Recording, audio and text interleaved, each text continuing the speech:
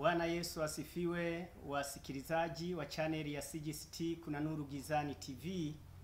Ninalo neno la Bwana ambalo Bwana amenipa kwa ajili yako wakati huu. Mtu wa Mungu unayeniangalia kwenye chaneli hii, Bwana amenipa kitu ambacho ninasema na wewe katika wakati huu. Na somo ambalo nitaleta kwako ni juu ya aibu ambayo shetani ameachilia juu ya maisha ya watu. Walio wengi wametembea kwenye aibu ya shetani katika maisha yao, na tutaliona neno la Mungu. Wakati huu tutaona kitabu cha Samueli wa kwanza sura ya kwanza na mstari wa 13. Biblia inasema hivi: basi Hana alikuwa akinena moyoni mwake, midomo yake tu ilionekana kama ananena, sauti yake isisikiwe. Kwa hiyo huyo Eli alimdharau kuwa amelewa. Habari hizi, mtu wa Mungu na nifuatilia kwenye chaneli hii, ni habari za Hana. Maisha ya Hana litembea kwenye aibu ya ajabu kwa sababu ya jaribu lake la kutokuwa na mtoto. Aibu yake ilikuwa kubwa, lakini kwa sababu alimtegemea Mungu, na katika hali ya kumtegemea Mungu, Mungu hakunyamaza kimya kwenye maisha yake, isipokuwa Mungu aliendelea kumpa nguvu ya kusimama katika imani. Hana alisimama. Kuna kitu anapenda kusema kwamba katika jambo linalochelewa huwa kuna baraka katika jambo. Ukifuatilia katika mambo mengi yanayochelewa yanaleta matokeo makubwa. Angalia, baada ya kuchelewa Mungu alifanya kitu kipya. Aibu ambayo ilisimama kwake, ulifika wakati Mungu akatufungua tumbo lake akamzaa Samueli. Samueli ni nabii ambaye alisimama katika kazi ya Mungu akimtumikia Bwana. Kwa hiyo mpendwa msikilizaji wangu naye nisikiliza, ni kitu gani ambacho ninazungumza na wewe kwa wakati huu? Ninazungumza kwamba aibu ambayo shetani aliachilia kwenye maisha yako haitadumu.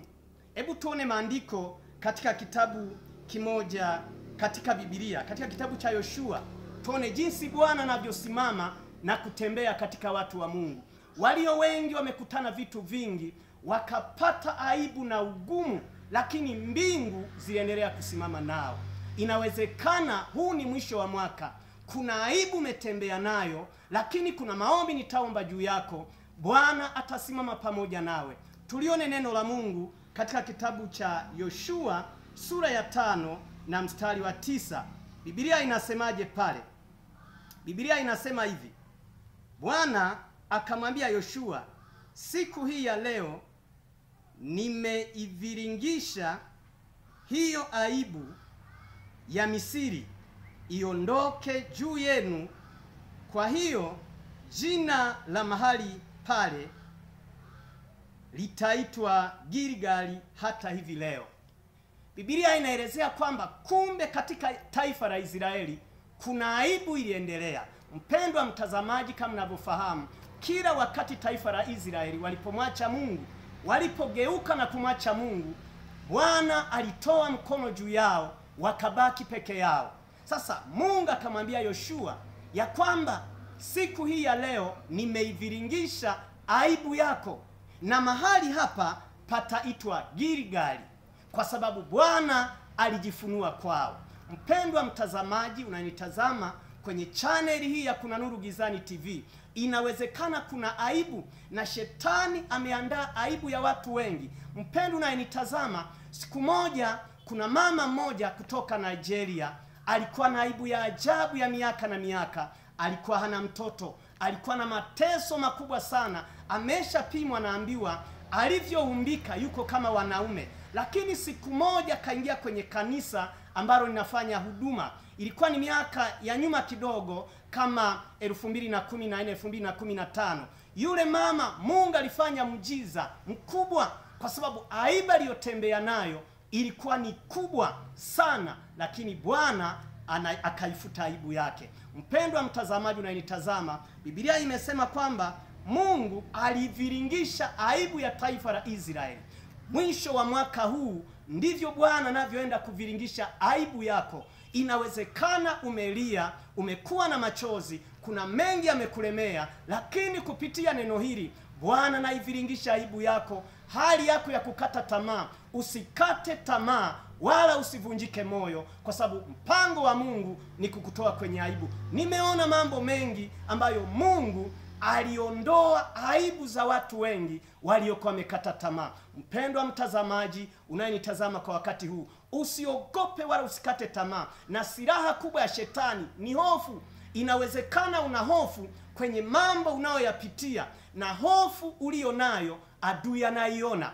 Usiogope, kwa sababu Bwana ameiviringisha aibu yako. Pamoja na kuwa unaona kama bado kuna uzito kwa mambo unayoyapitia, lakini Mungu ana mpango mzuri na wewe. Hana alilia kwa muda mrefu akiwa kwenye maombi, anaambiwa kama melewa. Maana yake Hana aliomba, ukafika wakati sauti yake haisikiki tena, anabaki kinywa chake kinaongea. Lakini kumbuka kilichotokea, alipata mimba. Baada ya kupata mimba akamzaa Samueli. Taifa la Israeli wakati limekuwa kwenye aibu, Mungu aliwatazama akamwambia Yoshua, nimeiviringisha aibu yako. Mpendwa mtazamaji unayenitazama, najua umeangalia kwenye shuhuda zangu kwenye chaneli hii, umeona watu wengi waliokuwa na mateso, wengine ya kutoka damu, lakini wakati waliposimama na Bwana kaumba kitu kipya, aibu yao ilipotea.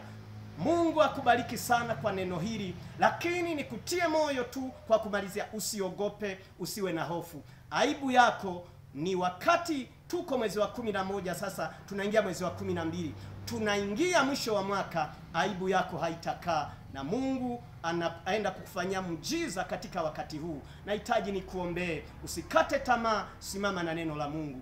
Vita unayoipitia sio yako, Bwana ameandaa ushindi kwenye maisha yako. Nitaomba kwa ajili yako mtazamaji wangu, ukiwa kwenye nchi yako, ukiwa nchi ya Tanzania, nitaomba juu yako. Baba, itazame aibu ya mtu huyo. Anayo aibu ya kutokuwa na mtoto kwa muda mrefu, anayo aibu ya kuharibikiwa mimba kila wakati, anayo aibu ya kudharauliwa kwa sababu ya magonjwa kila mwaka, anayo aibu kwa kila mtaji anaopata unapotea, na mambo mbalimbali. Ametembea kwenye aibu katika hali ya muda mrefu. Ninamweka mikononi mwako, naomba ukamtetee, naomba ukampe neema, maisha yake yakafunguliwe. Bwana asante, wewe uliyewatetea wengi, naye huyo msikilizaji umeenda kumtetea na kumwambia kitu kipya. Baba, ninakushukuru kwa kumefanya kupitia jina la Yesu Kristo, amen. Mungu akubariki mpendwa, ubarikiwe sana, usiogope. Mwishoni mwa mwaka huu umepokea muujiza wako.